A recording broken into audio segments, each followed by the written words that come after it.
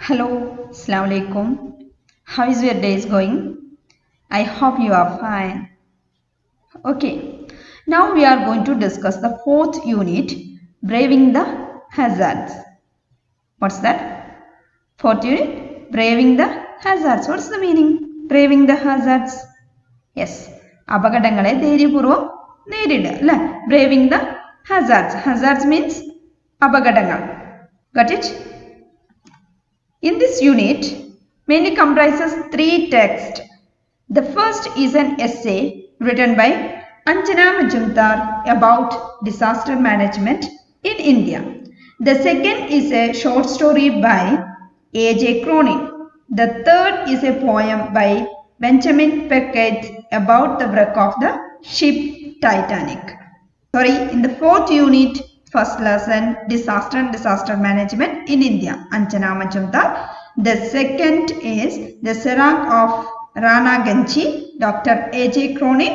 The third one is the wreck of Titanic, Benjamin Beckett. Got it? Firstly, we are going to discuss the essay Disaster and Disaster Management in India. It is very interesting essay. Disasters, both natural and man-made, have become very common today. 1 year before, we are also faced the disasters. Do you remember that? Yes. How can forget that this? Am I right? Okay. Thousands die each year in disasters. They also cause a lot of destructions and damage. It is high time that we become aware of and equip ourselves to face impending disasters. Here is an essay about disasters and their management in Indian context. Listen. Let's start. Okay, listen here. First line. Disaster is a very common phenomenon for humanity. Human beings have experienced disasters in different forms since time immemorial. The latest World Disaster Report suggests that disasters have increased both in frequency and intensity. So disasters is a common phenomenon for humanity. പലപ്പോഴും മനുഷ്യർ നേരിടേണ്ടി വരുന്ന ഒന്നാണ് എന്ത്? Disaster, ദുരന്തങ്ങൾ അല്ലെ? അത് man-made ഉണ്ടാവാം, പിന്നെ നാച്ചുറലായിട്ട് സംഭവിക്കുന്നത് ഡ്രോട്ട്സ്, ഫ്ലഡ്സ്, സൈക്ലോൺസ്. മാൻമെയ്ഡ് ഏതൊക്കെയാ? Bomb blasting. അങ്ങനെ മാൻമെയ്ഡ് ആയിട്ടും പിന്നെ നാച്ചുറൽ ആയിട്ടും കുറേ അധികം ഡിസാസ്റ്റേഴ്സ് മനുഷ്യ സമൂഹം ഫേസ് ചെയ്യേണ്ടി വന്നിട്ടുണ്ട്. ഇവിടെ human beings have experience disasters in different forms since time immemorial. Immemorial means ancient times. പഴയ കാലം തൊട്ട് തന്നെ മനുഷ്യർ എന്ത് ചെയ്യുന്നുണ്ട്? ഇങ്ങനത്തെ ഡിസാസ്റ്റേഴ്സ് കണ്ടുവരുന്നുണ്ട്, ഫേസ് ചെയ്യുന്നുണ്ട്. അവർക്ക് അതിന് കുറേ അധികം എക്സ്പീരിയൻസ് ഉണ്ട്. അതിന്ന് ജീവിതം കെട്ടിപ്പടുത്ത കുറേ ആൾക്കാരുണ്ട്. The latest World Disasters Report suggests that disasters have increased both in frequency and intensity. World disasters റിപ്പോർട്ടിന്റെ കണക്ക് പ്രകാരം അല്ലെങ്കിൽ അവർ സജസ്റ്റ് ചെയ്യുന്നത് എന്താ പറയുന്നത് വെച്ചാൽ, കാലാതീതമായി നമ്മൾ ഈ ഫ്ലഡ്സ്, ഡ്രോട്ട്സ്, സൈക്ലോൺസ് ഇതൊക്കെ നമ്മൾ കണ്ടുവരുന്നുണ്ടെങ്കിലും അതിന്റെ ഫ്രീക്വൻസി ആൻഡ് ഇന്റൻസിറ്റി, അതിന്റെ അളവും തോതും എന്ത് ചെയ്തിട്ടുണ്ട്? കൂടുതലാവുകയാണ് ചെയ്യുന്നത്. എന്നുവെച്ചാൽ പഴയ കാലത്ത് ഇതിന്റെ അളവ് എന്താണ്? കുറവായിരുന്നു. ബട്ട് ഇതിന്റെ ഫ്രീക്വൻസി, ഇന്റൻസിറ്റി ഈ കാലഘട്ടങ്ങളിൽ, കാലങ്ങൾ കഴിയും തോറും അതിന്റെ അളവ് എന്ത് ചെയ്യാണ്? കൂടുതലായിട്ട് വരികയാണ് ചെയ്യുന്നത്. Got it? Next. People are becoming more and more vulnerable to disasters of all types, which include earthquakes, floods, cyclones, landslides, droughts, accidents, plane crashes, forest fires. So, people are becoming more and more vulnerable to disasters of all types. Vulnerable means open to attack. അക്രമത്തിന് വിധേയമാകുക. അപ്പോൾ people's, ജനങ്ങൾ എന്ത് ചെയ്യാണ്? പലതരത്തിലുള്ള disasters അവർ കണ്ടിട്ടുണ്ട്. പല നാശനഷ്ടങ്ങൾ സംഭവിക്കുന്നതിന് എന്താണ് അവര് ഫേസ് ചെയ്തിട്ടുണ്ട്. പല വിധത്തിലുള്ള നാശനഷ്ടങ്ങൾ അവർ എന്ത് ചെയ്ത് ഫേസ് ചെയ്തിട്ടുണ്ട്. അപ്പൊ ഇവിടെ പറയുകയാണെങ്കിൽ peoples are become more and more vulnerable to disasters of all types, പല വിധത്തിലുള്ളത്. വിച്ച് ഇൻക്ലൂഡ്, അതിൽ ഒരു എടുത്ത് പറയുന്നത് ഫസ്റ്റ് എന്താണ്? എർത്ത്ക്വേക്സ്, floods, cyclones, landslides, droughts. Earthquakes എന്ന് പറഞ്ഞാൽ ഭൂമികുലുക്കം, ഫ്ലഡ്സ് വെള്ളപ്പൊക്കം, സൈക്ലോൺസ് എന്ന് പറഞ്ഞാൽ ചുഴലിക്കാറ്റ്. ലാൻഡ് സ്ലൈഡ്സ് എന്ന് പറഞ്ഞാൽ മണ്ണിടിച്ച്. ഡ്രോട്ട്സ് എന്ന് പറഞ്ഞാൽ വരൾച്ച. Accidents, plane crashes. ഇപ്പൊ നമ്മൾ അടുത്തും കൂടെ ഒരു പ്ലെയിൻ ക്രാഷസ് അല്ലെ നമ്മുടെ കോഴിക്കോട് നടന്നത് നിങ്ങൾക്ക് ഓർമ്മയുണ്ടാവുമെന്ന് വിചാരിക്കുന്നു.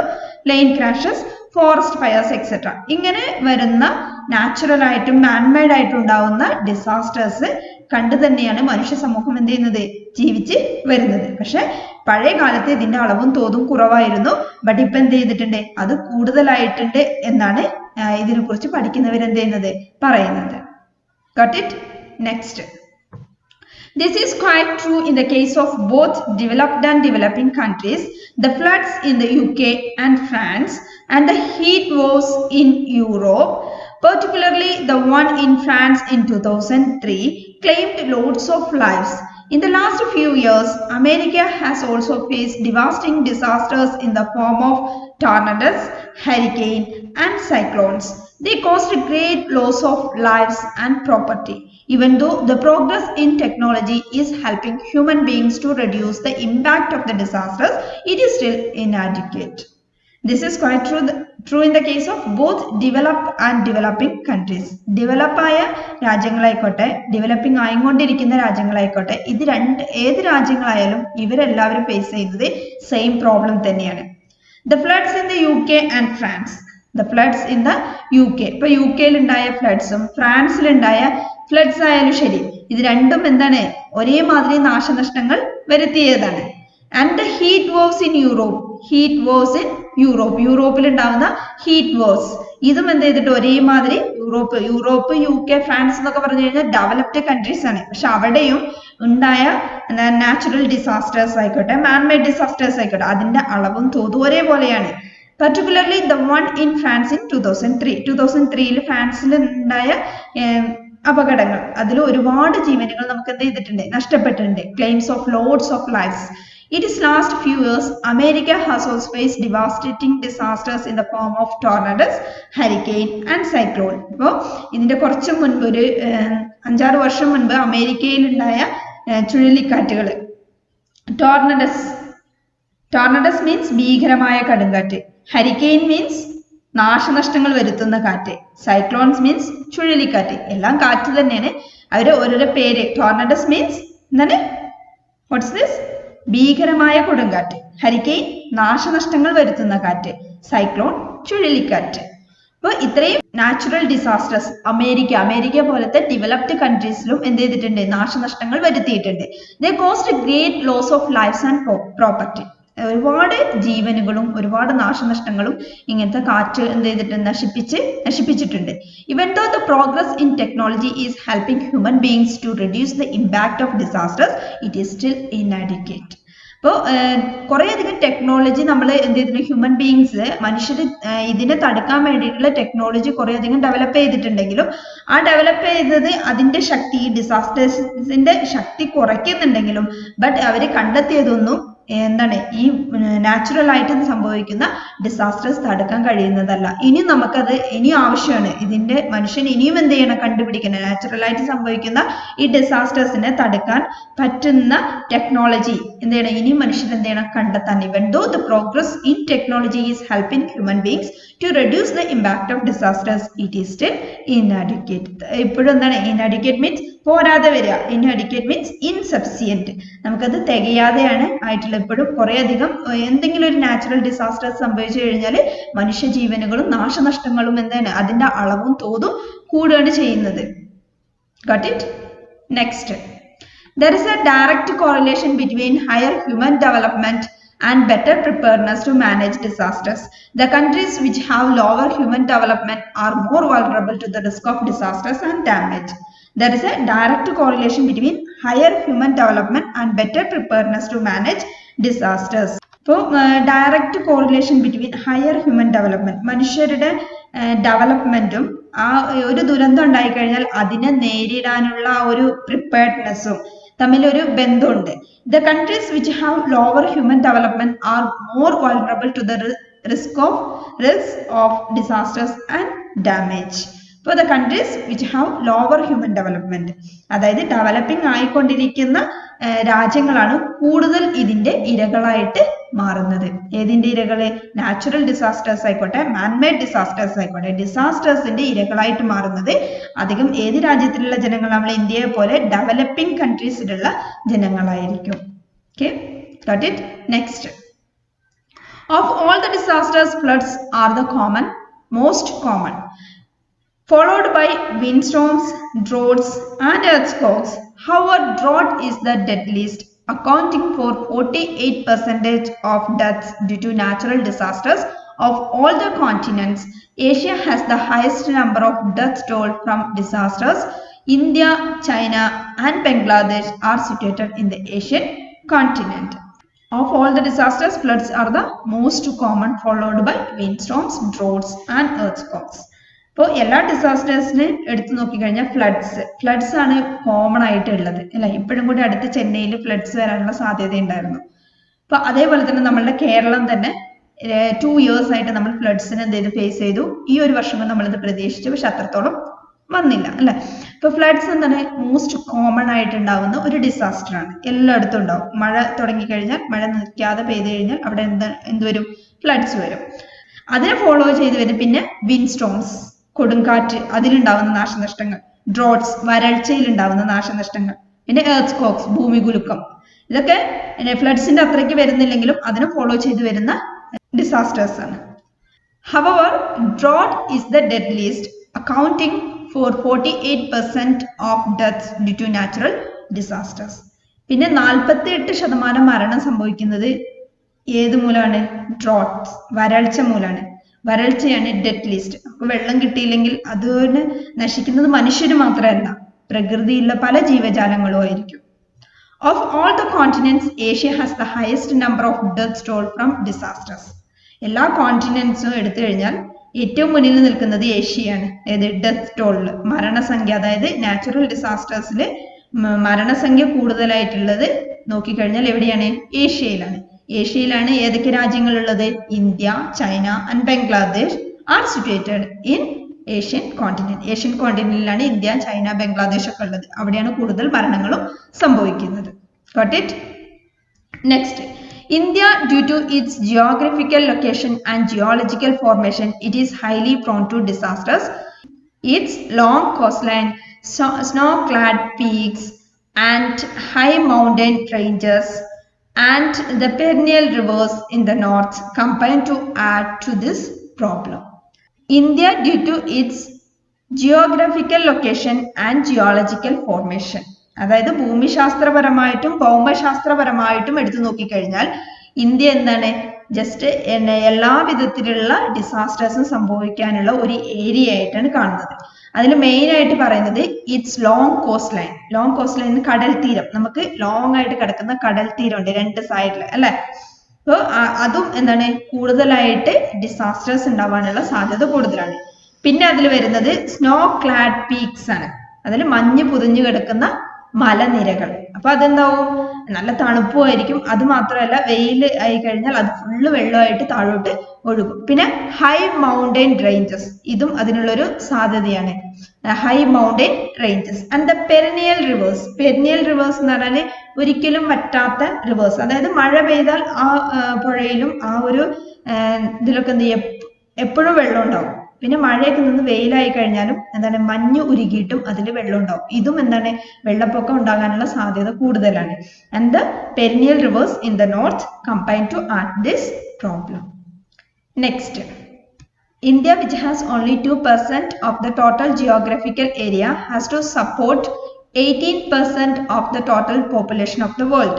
Therefore, there is tremendous pressure on the natural resources, which directly or indirectly leads to the occurrence of disasters, namely floods, droughts, landslides and earthquakes, etc. For India, which has only 2% of the total geographical area. Total ആയിട്ടുള്ള geographical area എടുത്തു കഴിഞ്ഞാൽ അതിൽ 2% മാത്രമാണ് India ഉള്ളത്. But അതിലുള്ള പോപ്പുലേഷനോ 18% പോപ്പുലേഷനും എവിടെയാണുള്ളത്? ആ 2% geographical ഏരിയയുള്ള ഇന്ത്യയിലാണ് ലോകത്തിലെ 18% പോപ്പുലേഷൻ ഉള്ളത്. Therefore, there are tremendous pressure on the natural resources. അതുകൊണ്ട് തന്നെ നമുക്ക് എന്താണ് കൂടുതൽ നാച്ചുറൽ റിസോഴ്സസ് ഉപയോഗിക്കേണ്ട ആവശ്യം. ട്രമെൻഡസ് എന്ന് പറഞ്ഞാൽ very big. Tremendous pressure on the natural resources. Natural resources നമ്മൾ എന്ത് ചെയ്യും, കൂടുതലായിട്ട് ഉപയോഗിക്കും. Which is directly or indirectly leads to the occurrence of disasters, namely floods, droughts, landslides, earthquakes, etc. ഇതെന്ത് ചെയ്യാണ്, ഡയറക്റ്റ് ആയിട്ടോ അല്ലെങ്കിൽ ഇൻഡയറക്റ്റ് ആയിട്ടോ നമ്മളുടെ രാജ്യത്ത് എന്ത് ചെയ്യാണ്, ഫ്ലഡ്സ് ഉണ്ടാവാനും ഡ്രോട്ട്സ് ഉണ്ടാവും, ലാൻഡ് സ്ലൈഡ്സ് ഉണ്ടാവും, എർത്ത് ഉണ്ടാകാനുള്ള സാധ്യത കൂടുതലാണെന്ന്. Got it? Next, the north region of India faces problems due to landslides, floods, droughts, and earthquakes. Because this region falls under the seismic zone 3rd to 5th, the eastern region is confronted with heavy floods in the perennial rivers, which includes the Brahmaputra, the Ganga, etc. Drought, heat waves, hailstorms, cyclones, heavy winds, and earthquakes are also common in this region. The northeastern region encounters floods, landslides, and earthquakes. This region comes under the seismic zone 4th and 5th. So, north region of India faces problems due to landslides, floods, droughts, and earthquakes. ഇതൊക്കെ India ഭൂകമ്പ മേഖല എന്ന് പറയുന്നതാണ് 3rd to 5th ഒരു ഏരിയയിലെ ഇന്ത്യയിൽ സംഭവിക്കുന്നതാണ് ഈ കാണുന്നത്. North region of problems with landslides, floods, droughts and earthquakes because this region falls under the seismic zone 3rd to 5th. ഇതൊക്കെ ഇന്ത്യയിൽ നോർത്ത് റീജിയൻ, ഇന്ത്യയിൽ നോർത്തിൽ വരുന്നതാണ് ഈ സംഭവങ്ങളൊക്കെ. ഇതൊക്കെ ലാൻഡ് സ്ലൈഡ്സ് ഉണ്ടാവാൻ സാധ്യതയുണ്ട്, അവിടെ ഫ്ലഡ്സ് ഉണ്ടാവാനുള്ള സാധ്യതയുണ്ട്, ഡ്രോട്ട്സ് ഉണ്ടാവാനുള്ള സാധ്യതയുണ്ട്, ആൻഡ് എർത്ത് ഉണ്ടാവാനുള്ള സാധ്യതയുണ്ട്. ബിക്കോസ് അതെന്താ കാരണം, ഇത് ഭൂകമ്പ മേഖല എന്ന് നമ്മൾ കണക്കാക്കിയുള്ള 3rd to 5th ആ ഏരിയയിൽ വരുന്നത് കാരണം.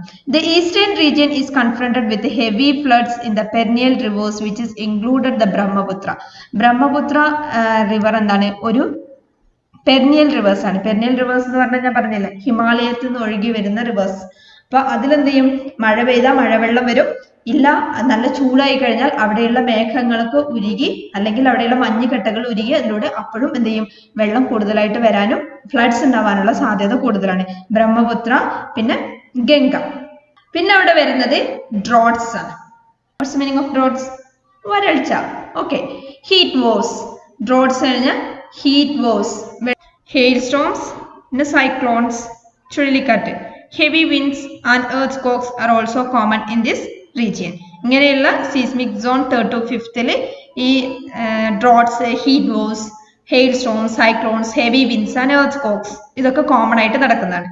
The north eastern region encounters floods, landslides and earthquakes. North eastern region എടുത്തു നോക്കി കഴിഞ്ഞാൽ അവിടെയും ഫ്ലഡ്സും ലാൻഡ്സ്ലൈഡ്സ്, earthquakes ഒക്കെ ഉണ്ടാവാനുള്ള സാധ്യത കൂടുതലാണ്. This region comes under the seismic zone 4th and 5th. ഈ നോർത്ത് ഈസ്റ്റേൺ റീജിയനും എന്താണ് ഭൂകമ്പ മേഖലയായ 4th and 5th ഉള്ളതായതുകൊണ്ട് ഇവിടെയും എന്താണ് ഡ്രോട്ട്സും ഫ്ലഡ്സും heat waves, hail storm, cyclones ഒക്കെ ഉണ്ടാകാനുള്ള സാധ്യത കൂടുതലാണ്. Okay, now I'm going to wind up this class. Okay, thank you. Assalamu alaikum.